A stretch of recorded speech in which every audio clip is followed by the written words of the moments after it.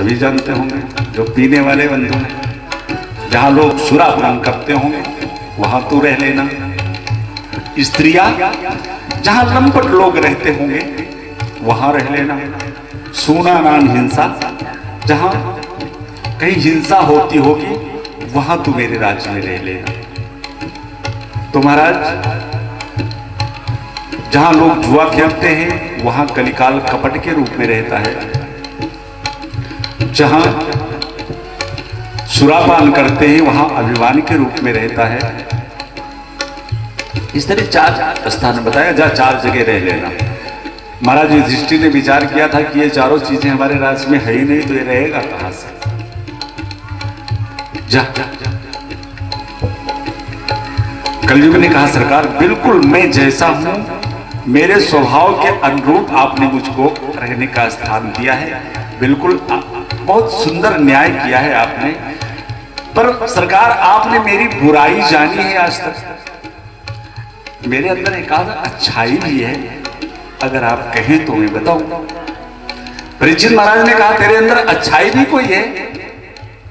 कलयुग ने कहा, सरकार मेरे अंदर तो वो अच्छाई है कि उस परम पिता परमात्मा को पाने के लिए सतयुग में लोग महाराज मनु और देवी शतरूपा जैसी जब तपस्या करेंगे तब सतयुग में भगवान मिलते थे। 10,000 वर्ष तक एक पांव पर खड़े रह गए और तपस्या करते करते शरीर को इतना तपाया, इतना गलाया कि अस्थि मात्र होए रहो शरीरा, तदप मनागमने नहीं पीरा। शरीर में केवल हड्डी और चमड़ी बची हुई है भगवान को रिझाने के लिए। जब इस तरह से कोई तपस्या करता था तब सतयुग में अपना कल्याण कर पाता था। त्रेता में यज्ञ की प्रधानता हुई। महाराज वशिष्ठ जैसा यजमान और श्रृंगी ऋषि जैसा आचार्य जब होता था तब प्रगटे अग्निचरु कर लीने, तब जाकर के जीव का कल्याण होता था। महाराज द्वापर में जब कोई कर्ण की तरह दान देता था तब उसकी सदगति होती थी। कर्ण कैसा दानी था? 2 दानी अपने इस धराधाम पे हुए हैं, एक महाराज हरिश्चंद्र और दूसरा है कर्ण। कल मैं बता रहा था ना कि वैराग्य एक सहज वैराग्य है और एक परिस्थिति का वैराग्य है। महाराज हरिश्चंद्र दान शिरोमणि कहे जाते हैं, लेकिन कर्ण दानवीर कहा जाता है। दानवीर कर्ण, दोनों ने दान दिया है, महाराज हरिश्चंद्र ने भी और कर्ण ने भी। महाराज हरिश्चंद्र के पास परिस्थिति का दान था, स्वप्न में संकल्प कर दिया तो पूरा कैसे ना करें। लेकिन कर्ण, महाभारत युद्ध चल रहा है, केशव अर्जुन के सारथी हैं, सामने कर्ण है। अर्जुन और कर्ण का भीषण युद्ध चल रहा है, लेकिन कर्ण के युद्ध कौशल को देखकर भगवान के मुंह से निकल जा रहा है, वारे कर्ण। अर्जुन को बात अच्छी नहीं लगती, सरकार सारथी आप मेरे हो, मनोबल मेरा बढ़ाना चाहिए। कन्हैया ने कहा, क्या बताऊं अर्जुन, कर्ण ऐसा है ही। अंत में अर्जुन के द्वारा कर्ण के रोम रोम में बाण बिध गया है, रथ से गिर गया है। प्राण अब निकले कि तब निकले। अर्जुन का रथ केशव शिविर में लेकर के गए, लेकिन अर्जुन से कहा, अर्जुन तू आज युद्ध में पूछ रहा था कर्ण के बारे में, चल दिखाऊं कि कर्ण है कैसा। ब्राह्मण का वेश बना दिया, अर्जुन का स्वयं ब्राह्मण का वेश बना लिया, और जहां सम्रांगण में कर्ण एक एक क्षण प्रतीक्षारत था कि अब प्राण निकले कि तब। इतने में सामने 2 ब्राह्मण आ गए और आवाज लगा दिया, दानवीर कर्ण की जय हो। कर्ण ने आंख खोला, सोचा आज तक कर्ण के द्वार से कोई खाली हाथ गया नहीं है,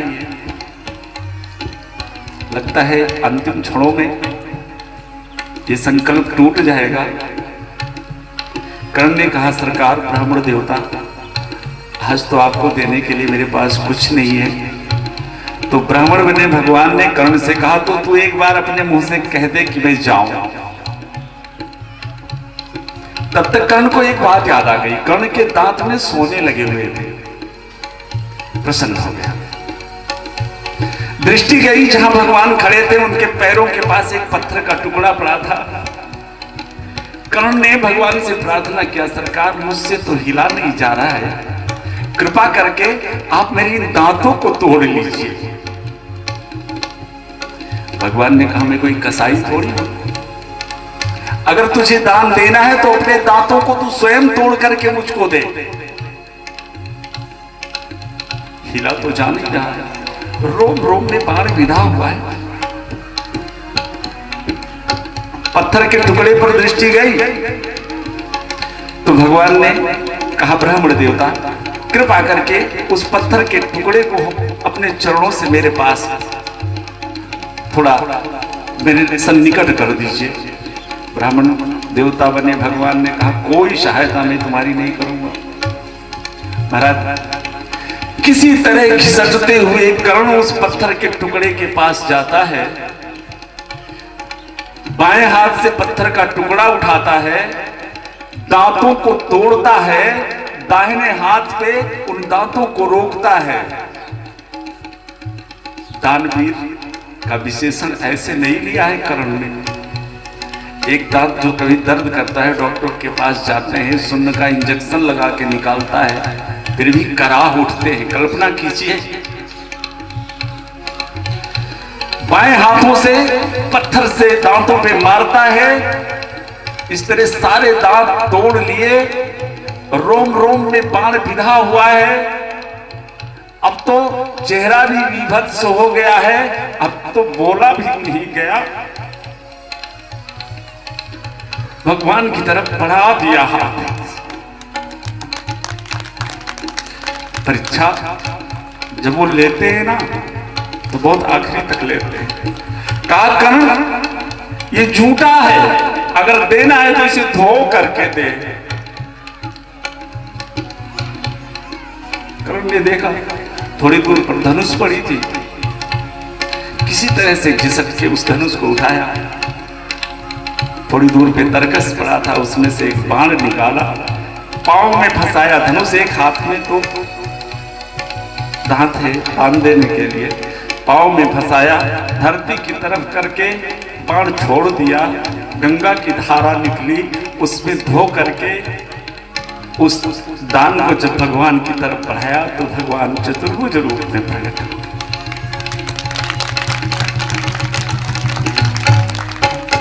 ये स्थान हमारे यहाँ कुरुक्षेत्र में इस तरह से लोग दान देते थे, तब भगवान उनको मिलते थे। सतयुग में महाराज मरु और शतरूपा की तरह तपस्या करते थे। महाराज परीक्षित ने कहा तू कहना क्या चाहता है?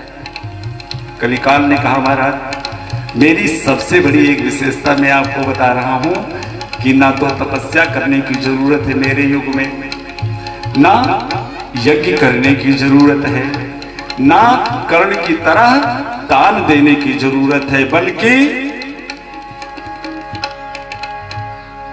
कलयुग के कलयुग के बलहारी, कलयुग के हरि गुण का, कलयुग के हरि गुण का, सुमीरे सुमीरे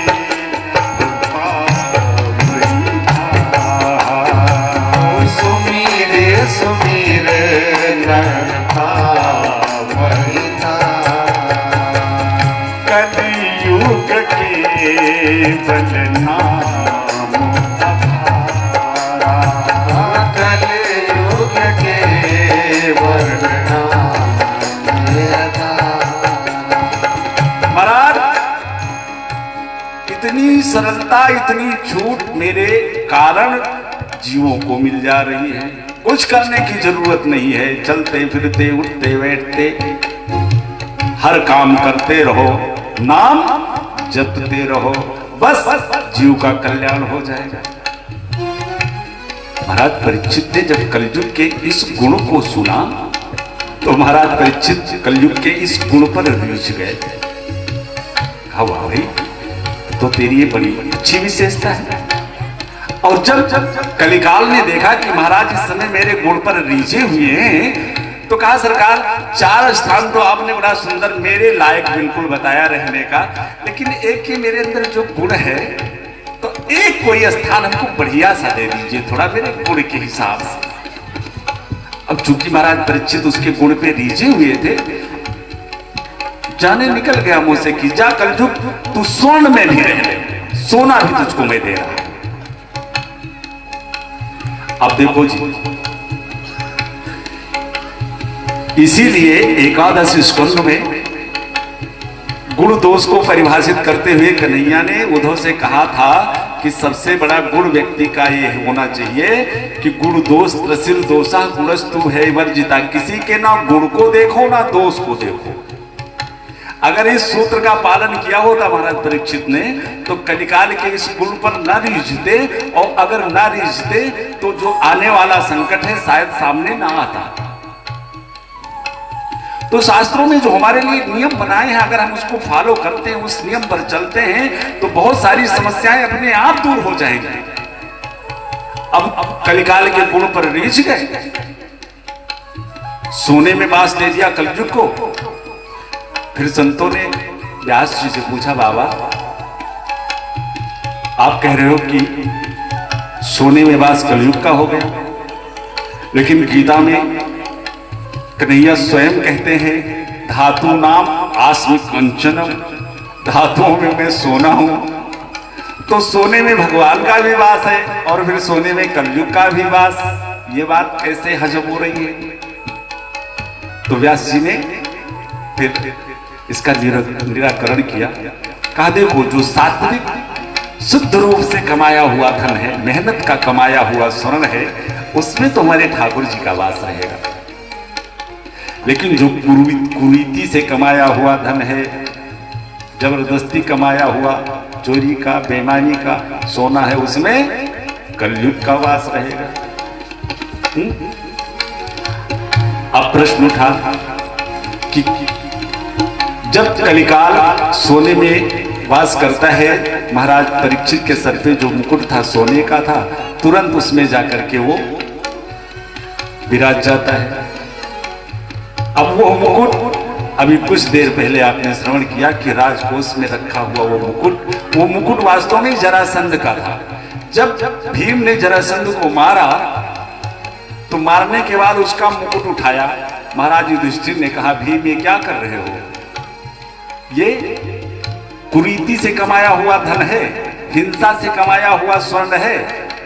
युधिष्ठिर महाराज से भीम ने कहा, भैया इसको हम प्रयोग में नहीं लाएंगे, लेकिन इसको ले चल रहे हैं, राजकोष में रख देंगे कि हमारे आने वाले पूर्वज पुत्र पौत्रादि सभी ये विचार सोचेंगे कि हमारे पूर्वज कितने बलवान थे कि जिन्होंने जरासंध जैसे महारथी को मारा। प्रयोग जाने दीजिए महाराज, अगर घर में ले आओगे तो कभी ना कभी वो हानि पहुंचाएगा। आज वही जरासंध का मुकुट भीम ना लाए होते तो महाराज परीक्षित के सामने ये समस्या ना आती। अजी मुकुट में विराज गया कलयुग, राजा की मति को घुमा दिया। जो महाराज साधु संतों की सेवा के लिए वेश बदल बदल कर जाया करते थे, घोड़े पर बैठे, अब अहम ने घेर लिया। जा रहे थे, रास्ते में प्यास लगी, शमीक ऋषि का आश्रम देखा, सीधे घोड़े से आश्रम के अंदर चले गए। आवाज दिया, है कोई? महात्मा जी शमीक ऋषि भगवान के ध्यान में बैठे थे। महाराज परीक्षित घोड़े से नीचे उतरे और जब महाराज शमीक को ध्यान में बैठे देखा तो विचार करने लगे कि ये पाखंडी महात्मा है और ये जानता है कि मेरे राजा आया हुआ है, इसकी सेवा करनी पड़ेगी। इसके पाखंड इसने अपनी आंखें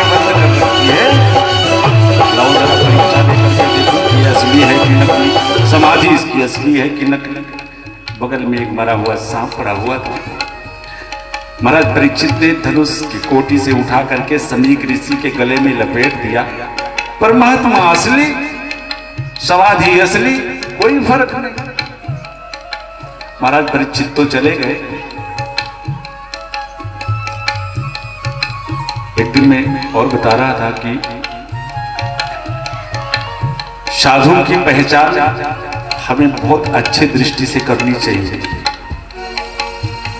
आ गए और मुक्त कंठ जब जोर जोर से देखते हुए अपने पुत्र समीक ऋषि ने अपने पुत्र सिंगी को देखा तो आंखें खुली।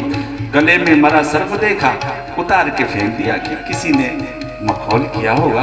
और जब बेटे से रोने का कारण पूछा तो बालक तो न बोल सका भावावेश के कारण, लेकिन अन्य साथियों ने उस बालक की बताया कि महाराज आपका अपमान देख करके, और इन्होंने उसे शाप भी दे दिया जिसने आपका ये अपमान किया है। आय हाय, समीक ऋषि ने जब ये सुना कि बेटे ने परीक्षित जैसे राजा को शाप दे दिया है, करुणा से भर गए। बेटा तूने ये क्या किया?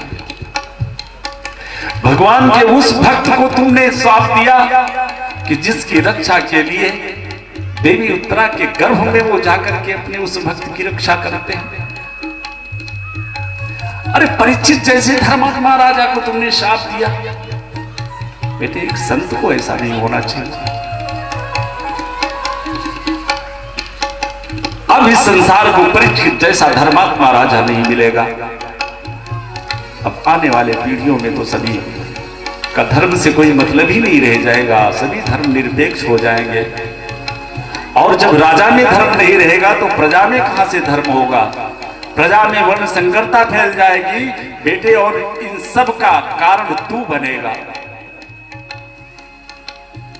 पर अब तो ब्रह्मवाक्य निकल चुका है। एक अपने गौरमुख नामक एक शिष्य को बुलाया और महाराज परीक्षित को संदेशा भिजवा दिया। बेटा जाकर के महाराज परीक्षित को बोल दो कि उसे 7 दिन में मरने का शाप मिल गया है, हो सके तो अपनी मुक्ति का कोई उपाय ढूंढ ले। ब्राह्मण जाता है और इधर महाराज परीक्षित जब अपने महल में पहुंचे और उस मुकुट को उतारा तो दिन में बीती सारी घटनाएं याद आई, मूर्छित हो गए।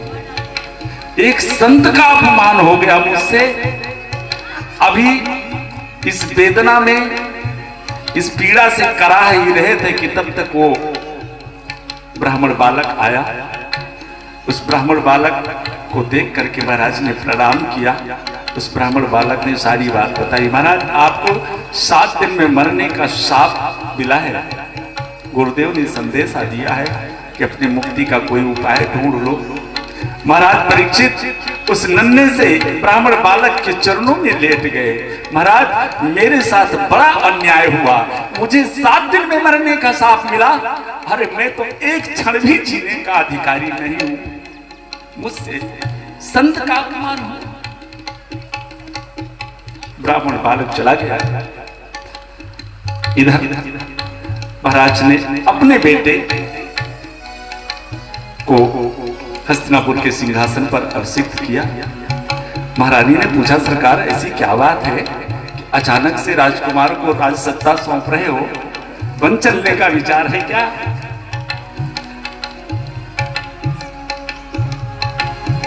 महाराज परीक्षित ने कहा महारानी आओ तुमको मैं आज दुनिया का सबसे बड़ा आश्चर्य बताऊं।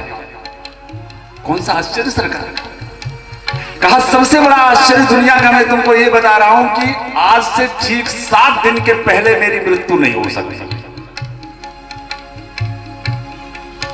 महारानी हंसने लगी, वाह सरकार ये सांस अंदर गई है, ये आएगी कि नहीं आएगी इसकी गारंटी नहीं, और आप कहते हो कि आज के ठीक 7 दिन के पहले आपकी मृत्यु नहीं होगी।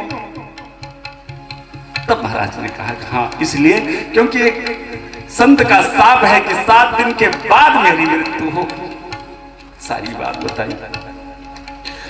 राजपाट छोड़ करके पहुंच गए गंगा तट पर। और जब गंगा तट पर महाराज परीक्षित पहुंचे, गंगा स्नान किया, समस्त पूरे देश में बात फैल गई, समस्त ऋषि मनीषी पहुंच गए गंगा तट पर महाराज परीक्षित के पास। अरे महाराज परीक्षित अपने में कम भक्त भगवान के थोड़ी है। भृगुर वशिष्ठ जमनस्य गौतमो मेधा तिथिर देवल देवरातो देवरात दुर्वासा भृगु अंगिरा जैसे कश्यप वामदेव गौतम 25,000 संतों का समुदाय, चारों तरफ से सभी संत बैठे हैं, बीच में महाराज परीक्षित बैठे हैं। संतों ने महाराज से कहा, महाराज आपके पास आपके साथ ये हम संतों की तरफ से एक अपराध बन गया है, बड़ा अन्याय हो गया आपके साथ। महाराज परीक्षित मुस्कुराए, महाराज कौन कहता है कि मेरे साथ अन्याय हुआ है? महाराज आपको 7 दिन में मरने का साथ दिया गया है। अरे परीक्षित महाराज ने कहा, महाराज कौन कहता है कि मुझे शाप मिला? फिर क्या है महाराज? महाराज परीक्षित कहते हैं कि गिरिजा संत समागम शमन लाभ कछु आन। महाराज आप जिसे साप कहते हो ना, उसे तो मैं अपना वरदान मानता हूं कि आज उसी साप के कारण आप जैसे संतों का दर्शन, मुझको इतने संतों का दर्शन एक साथ हो रहा है।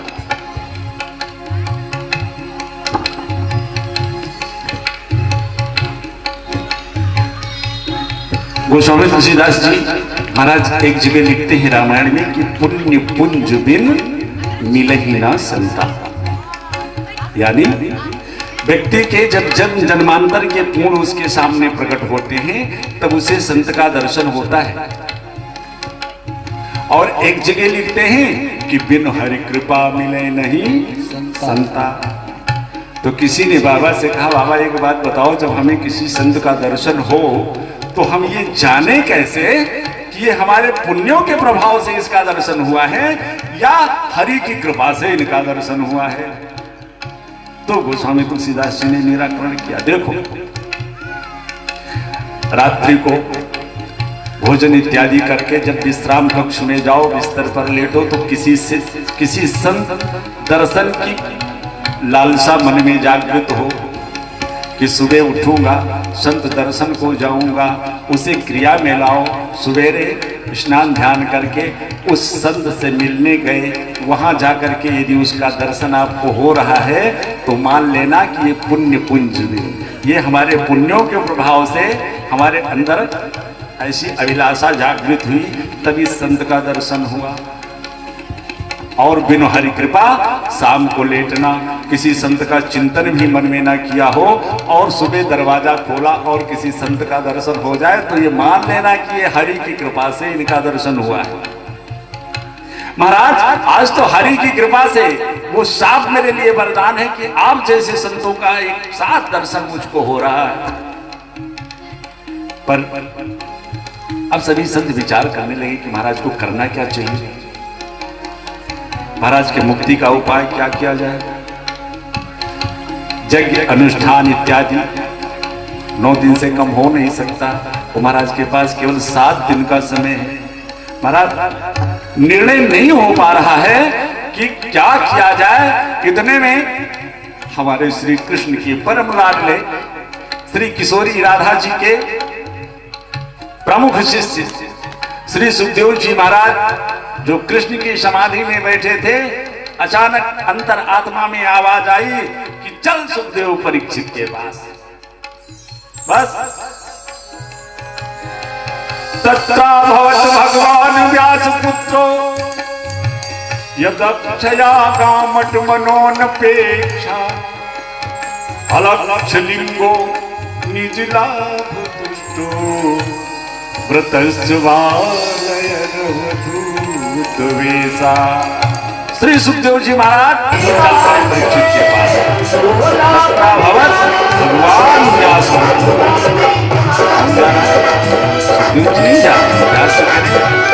भगवान व्यास पुत्रो, मानो सुखदेव के रूप में साक्षात नारायण ही व्यास नंदन सुखदेव बन करके परीक्षित के पास जा रहे हैं। क्यों? महाराज परीक्षित भगवान के अनन्य भक्त। 2 बार महाराज भगवान के इस भक्त के ऊपर संकट आया और दोनों बार उस संकट का कारण एक ब्राह्मण ही था। मातृ गर्भ में अश्वत्थामा गुरुपुत्र ब्राह्मण के द्वारा शस्त्र से प्रहार किया गया भगवान के इस भक्त पर। तो मातृ गर्भ में भगवान अपना चक्र लेकर यानी शस्त्र लेकर के गए अपने भक्त की रक्षा के लिए। और आज फिर एक ब्राह्मण के द्वारा उनके भक्त के ऊपर कष्ट आया है। आज इस ब्राह्मण ने वाणी का बाण चलाया है। तो आज मेरे ठाकुर वाणी से ही अपने भक्त की रक्षा करने के लिए मानो व्यास नंदन सुखदेव बनकर स्वयं चल दिए।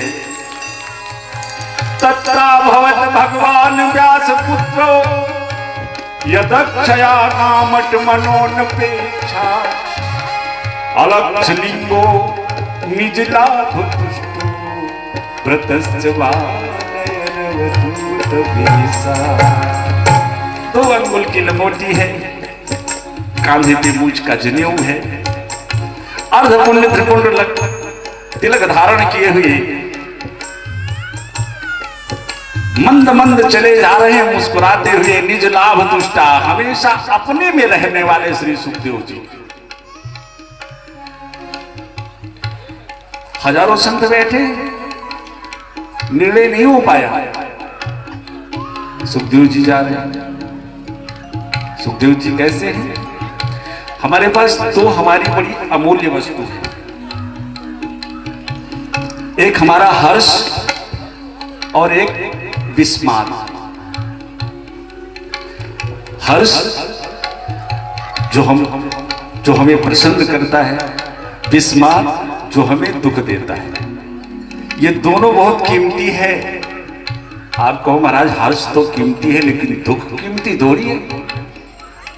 जितना हर्ष कीमती है ना उतने दुख भी कीमती है। क्यों? संजोग से आपके किसी प्रिय किसी बहुत खास रिश्तेदार का जवान बेटा खत्म हो गया हो।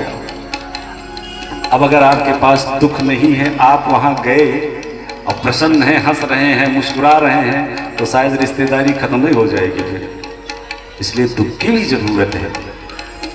ये दोनों आपकी वस्तु है, लेकिन इन दोनों को आपने दूसरे के हाथ में दे दिया है महाराज। किसी ने आपका सम्मान किया, माला पहनाया, खूब सत्कार किया, तो आप हर्ष से भर गए। और किसी ने 2 अपशब्द क्या कह दिया तो आपके मन में विस्माद हो गया। थी आपकी वस्तु लेकिन दूसरे के हाथ में आपने समर्पित कर दिया। लेकिन धन्य हमारे श्री सुखदेव जी महाराज, निज लाभ तुष्टा। कोई माला पहनाए तो कोई हर्ष नहीं, और कोई गालियां सुनाता रहे तो कोई फर्क नहीं, कोई विस्माद नहीं। पहुंच गए सभा में। सारी सभा खड़ी होकर के श्री सुखदेव जी महाराज का स्वागत करती है। और इस सभा में श्री सुखदेव जी के बाबा पर बाबा श्री वशिष्ठ जी ही बैठे हैं। लेख तो यहां तक मिलता है कि जब श्री सुखदेव जी को आते हुए महाराज वशिष्ठ ने देखा तो बड़ी लंबी लंबी जटाएं जो इनके पर बाबा है, इन्होंने अपनी जटाओं को उनके रास्ते में बिछा दिया कि श्री सुखदेव जी का चरण पड़ जाए तो मैं पवित्र हो जाऊं। चारों तरफ भीड़ थी। एक सिंहासन रिक्त था, वो इसलिए कि इस सिंहासन पर बैठने वाला ही महाराज के मुक्ति का उपाय बताएगा। चारों तरफ देखा, एक सिंहासन खाली देखा, उसी पर आकर के बैठ गए। उनके लिए तो जैसे सिंहासन वैसे जमीन, कोई पतन पे नहीं, बैठ गए। तुरंत महाराज ने चरणों में साष्टांग दंडवत प्रणाम किया।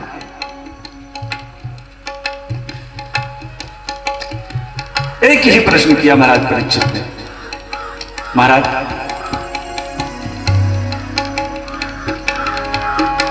अतः पृच्छामि संसिद्धि योगी परम गुरु।